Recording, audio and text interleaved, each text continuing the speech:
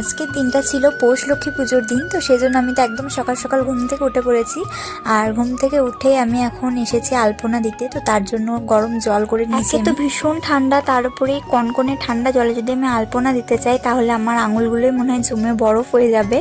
তো সেজন্য আমি গরম জল করে নিয়েছি এবং সেটাতে আলপনাগুলো করেছি। যেহেতু লক্ষ্মী পুজোর টাইম চলে আসছে, যদি পুরোহিত পুজো করতে চলে আসে, ওই জন্য বৌদিকে বললাম তুমি ওইদিকে দরজার গোড়ায় চৌকাঠে আলপনা দিয়ে দাও, আর আমি গোটা বাড়িতে ধীরে সুস্থে আলপনা। অন্যান্য বার তো আগের দিন রাত্রিতে আলপনা দিয়ে রাখি, কিন্তু আমার আগের বার ভীষণ শরীর খারাপ করে গিয়েছিল, তাই এবার আমাকে মা ভীষণ পরিমাণে বকা দিয়েছে, তার জন্য আমি পরের দিন সকালে আলপনা দিয়েছি। টানা 3 ঘন্টা আলপনা দেওয়ার পরে আমি একটু বিটের রস খেয়ে নিয়েছিলাম। এই তো মা লক্ষ্মীরে দেখো এদিকে পুজো হয়ে গিয়েছে। আজ ছিল মঙ্গলবার, তাই সকাল সকাল আমি স্নান সেরে চলে এসেছিলাম হনুমানজি পুজো করতে। এই ভিডিওটার মধ্যে তো আমি আলপনার কোনো ছবি বা ভিডিও অ্যাড করিনি, তো নেক্সট ভিডিওতে আমি অবশ্যই তোমাদের সাথে শেয়ার করব আমি কিরকম আলপনা দিয়েছি। আমি কিন্তু যখন পুজো করতে যাই দাদাকে এইভাবে পুজো করতে নিয়ে যাই, আবার পুজো হয়ে গেলে দাদাকে আমি আমার কাছে এনে রেখে দিই, কারণ আমি কেন জানি না দাদাকে চোখের আড়াল করে রাখতে পারি না।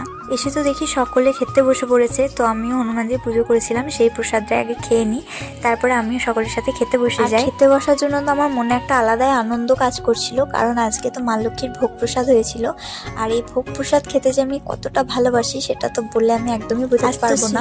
খিচুড়ি, শাক ভাজা, তারপর ছিল চাটনি, পিঠে, বেগুনি এবং অনেক রকমের ভাজা, পায়েস, অনেক কিছুই। তো তার মধ্যে আমার সব থেকে ভালো লাগছিল এই শাক আর শিম ভাজা দিয়ে খিচুড়ি খেতে। খাওয়া দাওয়া কমপ্লিট করে আমি আর বৌদি বসেছিলাম পৌষ তৈরি করতে।